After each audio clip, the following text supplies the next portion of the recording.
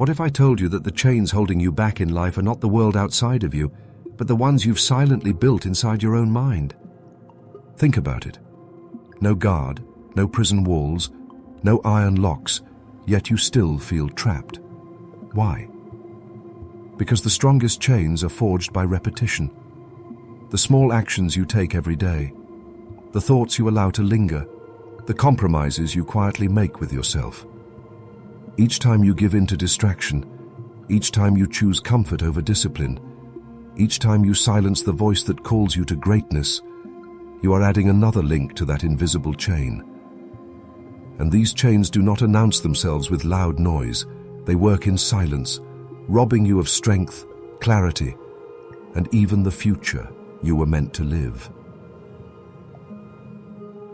The Stoics, men who lived over 2,000 years ago, saw this truth with brutal clarity. Marcus Aurelius reminded himself in his meditations that life is nothing but the sum of our thoughts and actions. If that is true, then every repeated thought and every repeated action builds the architecture of your destiny. Modern neuroscience may give it names: neural pathways, dopamine loops, habit reinforcement. But the Stoics already understood it. Your habits determine your freedom. Seneca warned against drifting through life, wasting time in cycles that do not serve you. Epictetus, once a slave, taught that true chains are not external, but internal, built from desires, fears, and impulses we refuse to master. And yet, here we are in the modern world, with endless distractions, glowing screens that pull at our attention, addictions disguised as entertainment, procrastination that kills our dreams, routines that leave us tired but never fulfilled. You wake up every morning with the desire to change.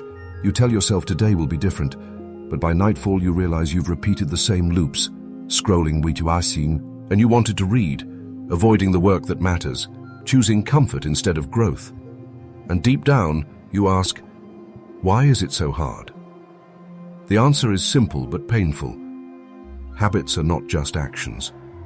They are ingrained pathways of the mind. Every repetition strengthens the circuit until the habit feels like it owns you. Neuroscience proves it today, but Epictetus already knew it when he said, "If you want to improve, be content to be thought foolish and stupid." Change is uncomfortable because it requires stepping outside the loops that define your identity. It requires being different from who you were yesterday, and sometimes that means facing ridicule, failure, or discomfort. But the Stoics believed this was the price of freedom. This is why mastering your habits is the first step to mastering your life. If you cannot control your impulses, you cannot control your destiny. If you cannot rewire your mind, you cannot break free from the life you say you don't want. But here is the truth that can save you. You are not your habits. You are the master of your habits, if you choose to be. This is the essence of Stoicism. And in this journey, we will explore 7 timeless Stoic methods to break destructive cycles, silence temptation, and rewire your mind for strength and freedom. Not as abstract philosophy, but as practical tools you can begin using today. This is your chance to reclaim your power, to rise above the weakness that enslaves you, and to live with the discipline and clarity of a Stoic. The first Stoic method is awareness without judgment. Most people never change because they never even realize they are enslaved. Seneca wrote that men drift through life, living on autopilot, blind to the chains that bind them. The first step, then, is brutal honesty. Observe yourself. Track your days, not to shame yourself, but to reveal the hidden loops. Notice the triggers: boredom that leads to endless scrolling, stress that drives you to overeating, loneliness that pulls you toward gossip, or insecurity that fuels procrastination. Once you see the pattern, you reclaim the power of choice. What was invisible becomes visible, and what is visible can be confronted. The second method is friction against vice. The Stoics knew self-control wasn't about superhuman willpower, it was about shaping your environment. Epictetus advised creating obstacles between yourself and your impulses. If your nights disappear into your phone, leave it charging in another room. If junk food sabotages your diet, never allow it in your home. If gossip consumes you, step away from those conversations. Self-control begins not in the moment of temptation, but in the preparation before it. By making the path to weakness difficult and the path to strength easier, you quietly reprogram your behavior. The third method is daily reflection, a practice Marcus Aurelius himself used. Each night he reviewed his actions, not with self-hatred, but with courage. He asked, "Where did I give in today? Where did I stand firm?" This small ritual rewires the mind. By shining light on the day, you prevent the same mistakes from growing roots. Reflection turns failure into fuel and progress into pride. The fourth method is substitution with virtue. A bad habit cannot simply be erased, it must be replaced. The Stoics tied every action to the four cardinal virtues: wisdom, courage, justice, and temperance. Out of drowning stress in distractions, channel it into exercise, writing, or meditation. Instead of gossiping, cultivate silence and deep listening. Instead of indulging anger, practice patience. By linking your behavior to virtue, you are not just building discipline, you are building identity. You are teaching yourself to act like the person you wish to become. The fifth method is visualization as training.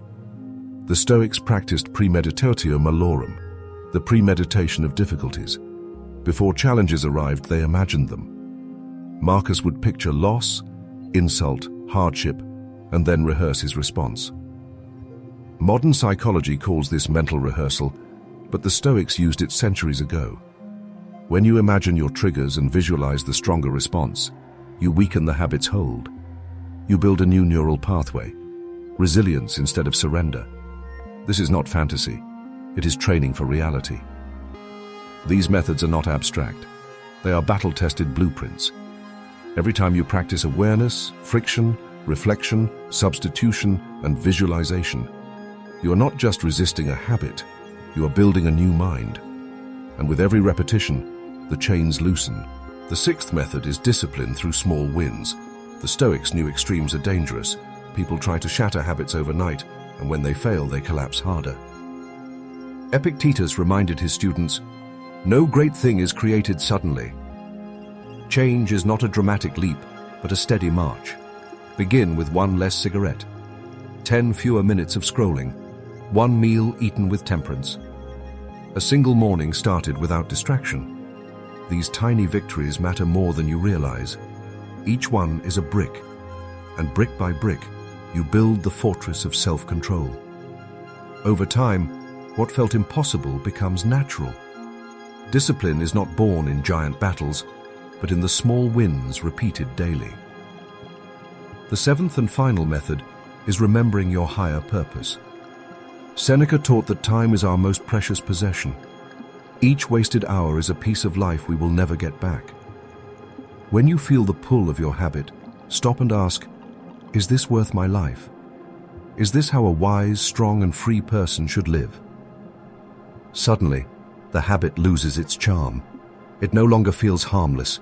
It feels like theft. By anchoring your choices to something greater, whether your family, your craft, your service, or your pursuit of wisdom, you strike at the root of temptation. Habits die when the reason to change becomes stronger than the desire to stay the same. This is the ultimate truth. Breaking bad habits is not restriction, it is liberation. You are not losing pleasure. You are gaining freedom. You are not punishing yourself. You are reclaiming yourself. The Stoics knew that every person fights 2 wars, the one against the world and the one within. The inner war is always the most important. If you win within, nothing outside can enslave you. If you lose within, no freedom outside can save you. So if you feel trapped, remember this: you are never powerless. Each moment is a chance to choose differently. Each choice repeated becomes a habit. Each habit sustained becomes a destiny. And when you stand firm long enough, the chains that once held you will shatter. You will no longer be a slave to impulses, but a master of yourself. That is the Stoic promise. Freedom not from the world, but from weakness. Strength not in comfort, but in courage. When the world looks at you, they will see not someone ruled by desires, but someone ruled by reason. Not someone who collapses under pressure, but someone who stands like a rock in the storm. That is what it means to live as a Stoic. That is the power of rewiring your mind. And that freedom, it begins not tomorrow, not someday, but today, in the next choice you make.